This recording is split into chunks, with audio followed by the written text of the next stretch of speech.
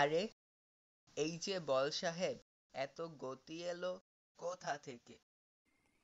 আগে এক পা সাহেব আমায় জোরে কিক করলেন, সেই ভিডিওর একটি অংশ তোমাকে পাঠিয়েছি।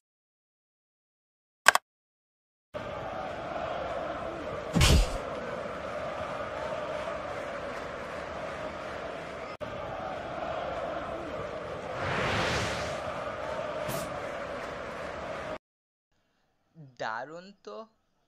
এই কিকের ভিডিও দেখে আমার তার মধ্যে থাকা পদার্থবিজ্ঞান ডিসকভার করতে মন চাইছে।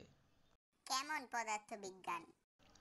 তুমি কি জানো যে আমি মাত্র কয়েকটি তথ্য দিয়ে তোমার থেকে গোলপোস্টের দূরত্ব, তোমার সর্বোচ্চ উচ্চতা এবং কতক্ষণ বাতাসে ভেসেছিলে তার সময়ও বের করতে পারি। ব্যাপারটা মজার তো, চলা শুরু করি। অবশ্যই, সবার প্রথমে আমরা ভরবেগের সংরক্ষণশীলতার নীতিটা দেখি।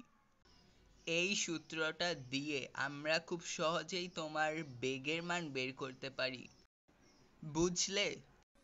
হ্যাঁ, আসলে না। আচ্ছা, দেখো, বলকে কিক করার পর তার পা কিন্তু বেশি উপরে উঠছে না। এর কারণ পায়ের বেগের অধিকাংশ বেগ বলে স্থানান্তরিত হয়েছে। ও, তুমি কি জানো আমরা পা যতটুকু দূরত্ব অতিক্রম করেছে সেটিও বের করতে পারি, যেহেতু পা হাঁটুকে কেন্দ্র করে ঘুরছে। পায়ের উপর যদি একটি বৃত্ত কল্পনা করি, তাহলে? তাহলে এই সূত্র।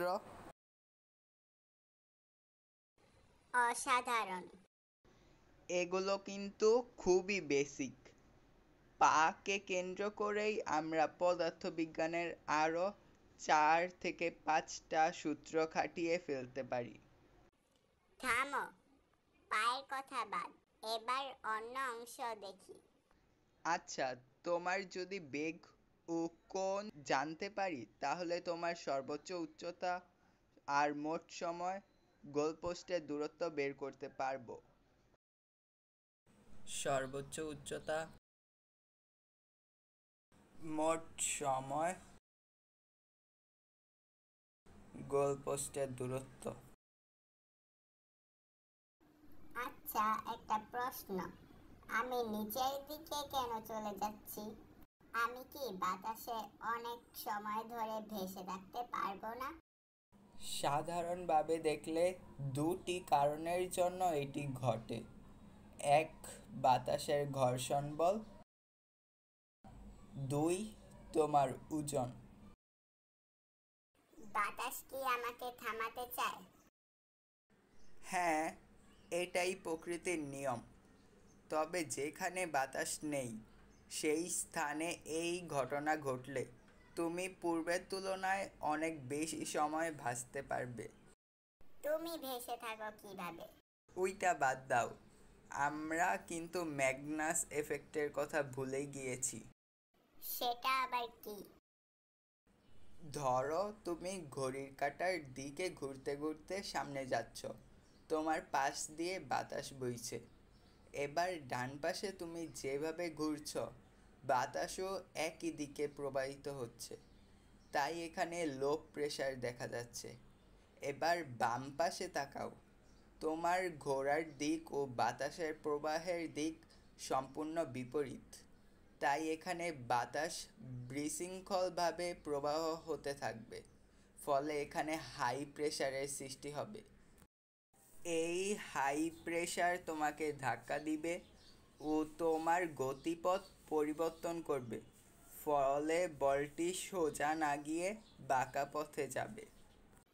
এতদিনে আমি মেসির গোলের রহস্য জানতে পারলাম।